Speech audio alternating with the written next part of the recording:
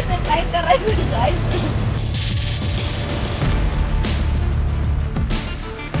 सगळं गेलं माझं, काय करणार. माझी 4 जनावर गेली, जाग्यावर मरून पडली. मराठवाड्यावर आभाळ कोसळलंय. बळीराजा आक्रोश करतोय. हवालदिल होऊन टाहो फोडतोय.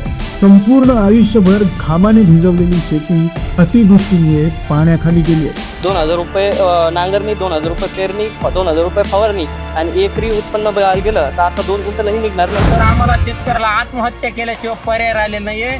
हात जोडून विनंती सरकार मा बापला.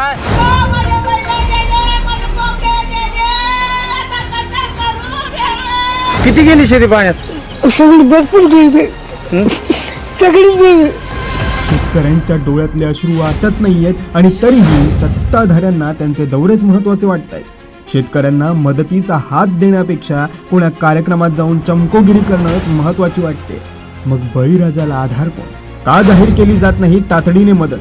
वास्तव सत्य समोर असताना तुम्हाला पंचनामे करण्याची गरज भासते. यातच कळून येतो तुमचा निष्ठुरपणा. बळीराजा जगाचा पोशिंदा, तो देशाचा कणा आहे. तो हतबल झाला तर कसं चालेल? म्हणून आमचे लोकप्रतिनिधी, आमचा शिवसैनिक बळीराजासाठी पुरात अडकलेल्या मराठवाड्याचा आधार बनला, आपल्या कर्तव्याला जागला. आता सरकारची जबाबदारी आहे बळीराजाला पुन्हा उभं करण्याची. जबाबदारीपासून पळू नका, कारण देऊ नका. जगाच्या पोशिंद्याला, मराठवाड्याला, अतिवृष्टीग्रस्त भागाला सरसकट मदत जाहीर करा.